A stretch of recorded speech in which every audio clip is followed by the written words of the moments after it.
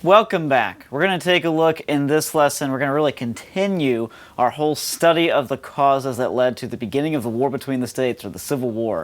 And we're actually going to take a look in detail at Abraham Lincoln, at his early life, at his political career, the election of 1860, and particularly what he believed about things like government, slavery, and faith. After all, what you believe about the most important things in life affects how you actually live that life out. But if you recall, the whole principle that we're using for this lecture is that political unity was at the center of Lincoln's thought, and really was at the center of those who were pro-Union at the time of the Civil War. In other words, they argued that a house divided against itself cannot stand. And this, of course, was an old idea. It goes back to Christ, but it had been used in American politics by figures such as Sam Houston, for example. But with Lincoln and with the Republicans in particular, they viewed the whole concept that if the United States was not united on certain issues, particularly the slavery issue, then the United States would fall, and politically this would be a disaster. Now, of course, we can take a look and say, yes, politically it would have been a disaster. But their solution was to unite the country through government, through the state, through politics. In other words, they had this nationalistic mindset that somehow political unity is the greatest thing possible. That was always the basis for nationalism, and that's what actually drove the nations of Europe, such as Germany, as it became a country in 1871, as well as nations like Russia as it formed into the Soviet Republic in 1917. But here's the whole issue. Politics really doesn't properly unite a nation. The only way that it can unite a nation is by force, because that's essentially what the government is. The government is force. They're essentially a negative force, is how Southern politicians often viewed it. And so what really unites a nation, and what we see prior to the war between the states, is a unified faith or creed. Now, it may have different expressions, but the unified faith of Christianity, particularly seen in things such as the Great Awakening, and then even Great Awakenings and revivals that happened after the War of Independence, those were the things that really kept the states together. One of the problems, though, was how do you deal with an issue such as slavery? And slavery became that emotional issue, that gas for the fires we've talked about.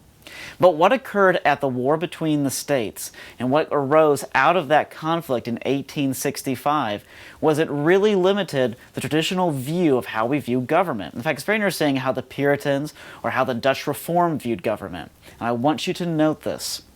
The way that both of those peoples actually took a look at government was they said, yeah, of course, you have your state government, which you would see in, say, local offices such as the mayor or the police, or you would see in state offices such as the governor or your state legislature, or you would see in national offices such as the president or the Supreme Court or the U.S. House of Congress. Even so, that's just one of four spheres, and its primary duty is to actually ensure that justice happens on that level. In other words, to protect against crime, to actually protect against invasion. But both the Puritans and the Dutch Reformed argued that there are three other spheres of government, starting with yourself. You're the only one who can actually decide to do something. Now, of course, we believe that the Holy Spirit works on us and moves our will, but ultimately, people cannot force you to do something. They can coerce you, they can heavily influence your choices, but you ultimately make the decision whether or not you're going to act in a certain way or not. The other form of government that the Puritans and the Dutch Reform looked at was the whole form of family government. The fact that you have this institution of the family. You have parents who are essentially the law of the house, who make the rules, and the children need to obey them. But the parents also have duties. They have duties to provide for their children. They have duties to nurture and care for their children, to bring them and train them up into righteousness. But then you also have church government, which wields that whole sword of truth. They have a duty to actually protect the truth, to protect things like beauty and goodness, and to encourage people to pursue the gospel and actually live its message out. And so this would include things such as mercy ministries to the poor. And really, with the Puritans and the Dutch Reformed, they saw all four of the spheres as being absolutely essential. They saw all four spheres as being necessary to having a truly just, merciful society that was full of humility and could actually experience liberty or freedom.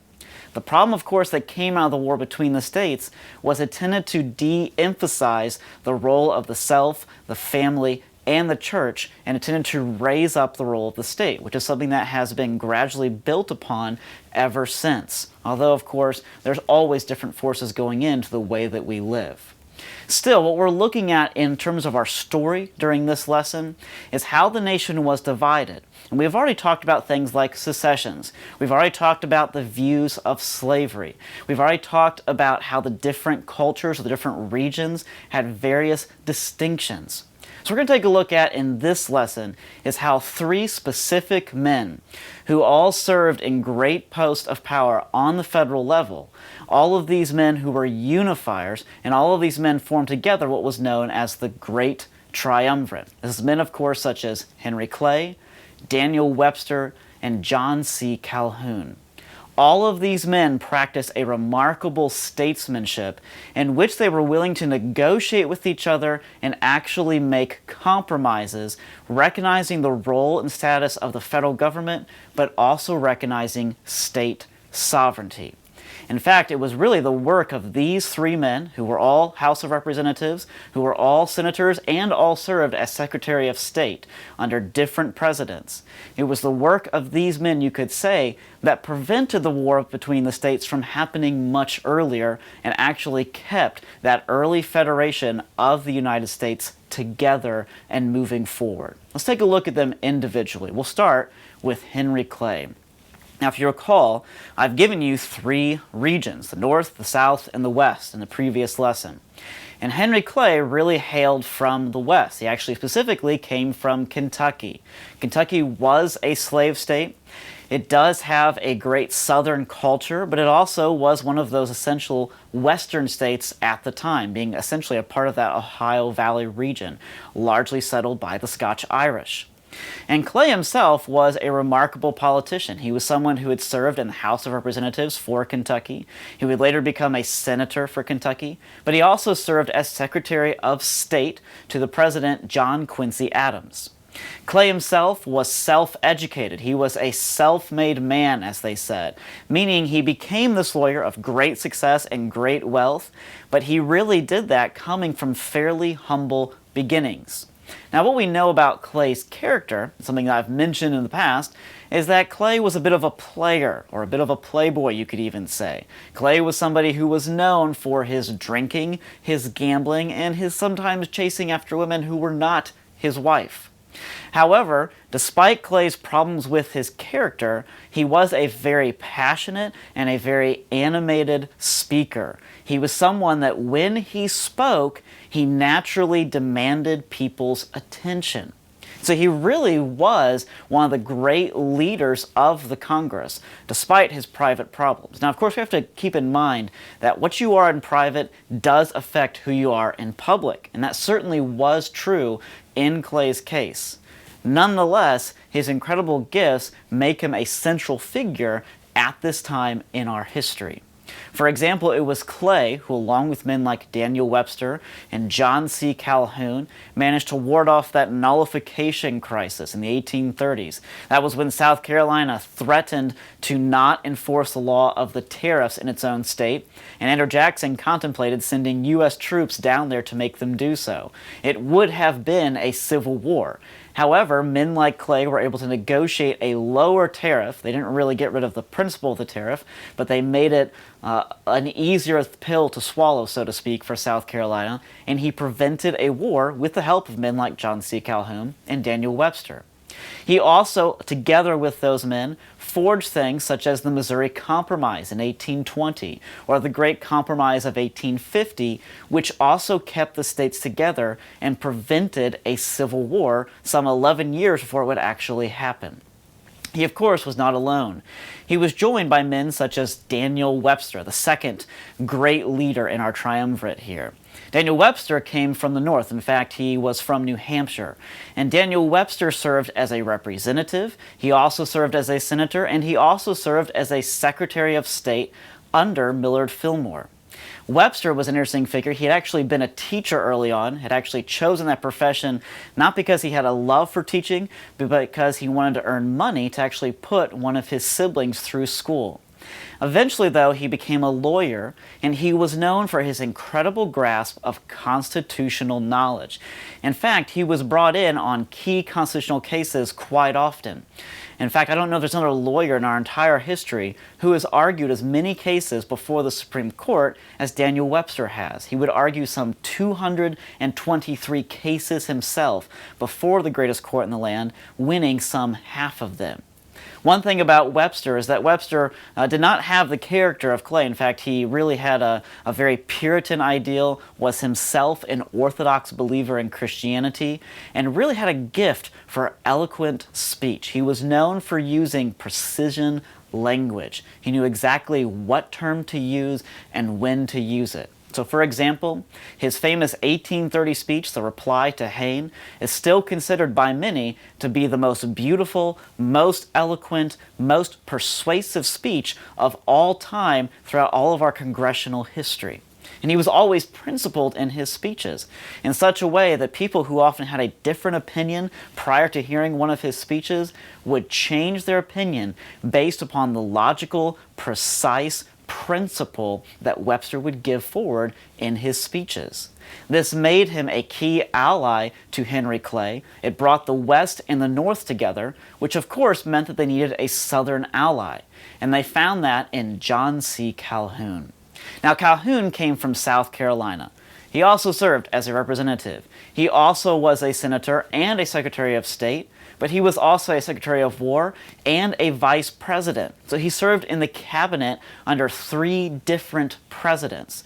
That gives you an idea that he was a man who was highly regarded for his talents. In fact, he was seen as the great intellectual of the 3. He was the one whose writings are still read by many today because they are so astute in describing how liberty actually looks when you're dealing with a majority who wants things to go one way, but you also have a minority who may not feel the same opinion.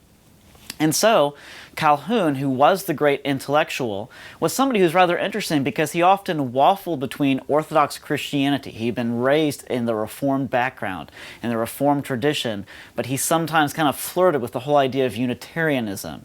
However, he probably came back to Calvinism late in life and tended to think of things in terms of covenants.